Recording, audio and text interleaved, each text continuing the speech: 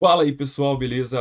Sejam bem-vindos a mais um vídeo aqui no canal do Lupão. Vídeo de hoje, pessoal, palpites aqui da 13ª rodada do Campeonato Brasileiro.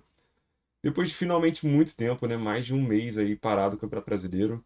A última rodada foi no dia 12 de junho, né? Então amanhã é dia 12 de julho, então um mês parado certinho.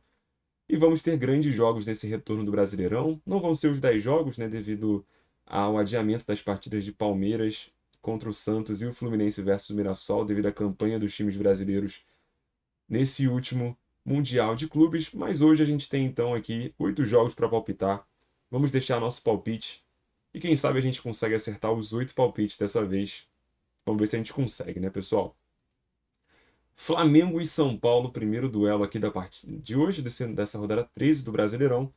Flamengo e São Paulo, dois times que vêm em situações bem opostas, né? O Flamengo consolidado aí com o Felipe Luiz. Obviamente teve algumas perdas no Mundial de Clubes que vão ser sentidas nesse retorno do Brasileirão. O time perdeu o Gerson, que se transferiu para o Zenit, e também teve a lesão do Varela, né? Que foi do Pulgar, perdão, lesão do Pulgar, que atrapalha um pouco o time do Flamengo, né? Dois jogadores importantes ali do meio de campo da equipe, mas que teve o retorno do De La Cruz e também saiu uma notícia hoje, né, fresquinha, de que o Pedro não tinha sido relacionado devido ao desempenho abaixo do esperado nos treinamentos. O Felipe Luiz acabou barrando o Pedro, e isso pode gerar um clima um pouco ruim dentro do rubro-negro carioca. Já o São Paulo perdeu algumas peças também nessa parada, né? O Igor Vinícius acabou se transferindo para o Santos, mas ele não era titular da posição. Então acaba que o São Paulo está mais reforçado do que prejudicado, já que também tem o retorno do Lucas Moura para esse duelo. Dito isso, pessoal, São Paulo tem um histórico bem legal contra o Flamengo, mas eu acredito que a equipe do Rubro Negro Carioca seja superior ainda ao Tricolor Paulista, e eu acredito que vai dar Flamengo. Se não der Flamengo, eu acredito que possa ser um empate, mas a gente vai de 2-1 Flamengo para esse jogo, beleza? O Luciano é um cara que costuma jogar bem contra o Flamengo e pode deixar a marquinha dele aí contra o Rubro Negro Carioca. Internacional e Vitória é um jogo interessante, né, pessoal? Pô, tipo assim, o Inter que no início do ano todo mundo estava contando aí como um grande favorito ao título. Óbvio, ano passado também não fazia uma campanha muito boa no início do Brasileirão e depois teve aquela arrancada com o Roger Machado que quase fez o Colorado ser campeão, mas cara, todo ano vai ser assim. Se começar muito mal, igual começou agora, vai ter problema. E é um duelo de desesperados, né? O Inter que está na 17ª colocação e o Vitória na 16ª. Lembrando que o Vitória nessa semana ficou um mês treinando 9, né? Tirando as férias, mas voltou e já demitiu o Carpini, né? Então perdeu nesse meio de semana para a equipe do Confiança lá de Sergipe, foi eliminado da Copa do Nordeste e acabaram optando pela demissão do Thiago Carpini. E agora o Vitória tá sendo comandado pelo grande Fábio Carille, que fez uma campanha vexatória no Vasco no início do ano e também fez uma campanha muito ruim pelo Santos no ano passado, né? Então, mas é um treinador que costuma montar boas defesas, mas eu acredito que o time do Internacional consegue sim vencer o Vitória.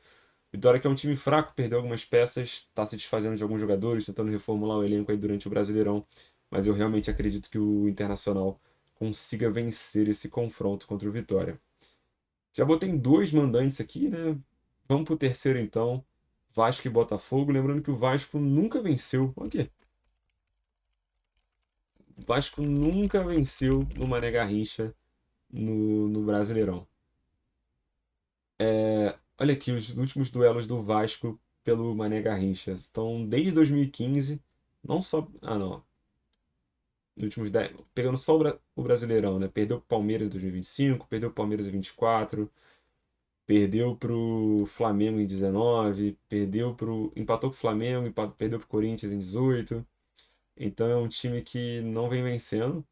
Mas o Botafogo também é um time que também não tem muita facilidade no estádio que tem o nome de um dos seus maiores ídolos, que é o Mané Garrincha, né, pessoal? O Botafogo vem com algumas mudanças do time que jogou o Super Mundial. O Igor Jesus saiu do time, o Jair também foi transferido. O Gregory está em negociação com o futebol do futebol do Catar, mas está relacionado para essa partida, então o Botafogo pode vir bem modificado para esse jogo, né? E já o Vasco treinou bastante aí nesse período aí de um mês sem disputas oficiais. Teve algumas renovações importantes, né? Como a renovação do Léo Jardim, renovação do Coutinho, do Verratti. É um time que vinha em crescente ali com o Fernando Diniz. Vamos ver como vai retornar. Acredito que o Vasco vai fazer um bom jogo nesse duelo, mas eu acredito que o empate talvez seja o melhor cenário de resultado aqui, tá, pessoal? Para esse confronto. E fechando aqui a noite de sábado, então, Bahia e Atlético Mineiro. Jogo bem interessante também na Arena Fonte Nova. O Bahia que vem fazendo uma campanha muito boa no Brasileirão, ocupa a quinta colocação. O Galo ali com um ponto atrás vinha uma campanha de recuperação, né? Tinha conseguido conquistar 11 pontos dos últimos 15 disputados. Então, metade dos pontos do Galo ali foram nesses últimos 5 jogos. E é uma equipe que vinha em crescente com o Cuca e agora enfrenta um Bahia que é um time muito difícil de ser derrotado dentro de casa também, promessa de jogão. Eu acredito que o time do Bahia possa se sagrar vitorioso nessa partida, tá, pessoal? Apesar do Galo. Quando a gente está nesse cenário que, pô, tá parado um tempão o campeonato, a gente fica um pouco sem saber o que fazer. Mas eu realmente acredito que o Bahia possa vencer o time do Atlético Mineiro nesse confronto, tá?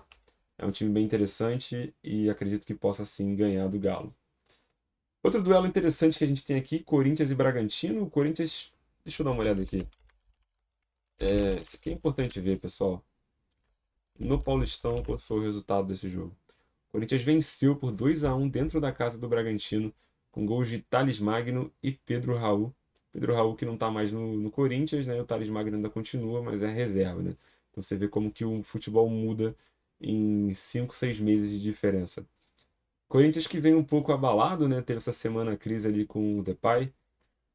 E isso pode ser sim um agravante para o time do Corinthians, mas agora o Corinthians tem o Dorival Júnior, tem um técnico de verdade, né, que pode comandar a equipe para esse confronto. E eu acredito que, dito isso, um empate talvez seja o melhor cenário aqui nesse confronto, ou até mesmo uma vitória do Bragantino, tá, pessoal? O Bragantino que é o atual terceiro colocado, vem fazendo uma campanha muito boa. Poderia ter sido líder, né, do campeonato, mas acabou na 12ª rodada tomando 3-0 do Bahia dentro de casa, um placar bem atípico para o time do Bragantino, mas eu acredito que o time do Bragantino possa sim vencer o Corinthians nesse duelo na Neoquímica Arena, né? Próximo confronto também aqui, né? Cruzeiro e Grêmio. Duelo bem interessante. O Grêmio que conquistou o título da Recopa Gaúcha nesse meio de semana. Tem um ataque bem veloz ali com o Alisson. O centroavante lá também dinamarquês renovou, né, o contrato, então tá motivado aí para poder trazer o Grêmio para esse duelo. Já o Cruzeiro vem de um Campeonato Brasileiro muito forte, né? Se o Cruzeiro vencer esse título esse ano, seria uma grande remontada para um time que sofreu bastante nos últimos anos. Uma torcida que se acostumou a ganhar muitos títulos na década de 2010 ali 2020, cara. E, pô, você parar pra pensar que o Cruzeiro ficou 3 anos na Série B ali, voltou pro Brasileirão sofrendo pra caramba. Mas parece que o time engrenou. O Caio Jorge vem fazendo uma boa temporada, tem comandado o time ali do Cruzeiro. E acredito que o time do Cruzeiro vai vencer mais uma. O Grêmio é um time chato, um time copeiro, mas ainda é uma campanha de recuperação do Brasileirão, né?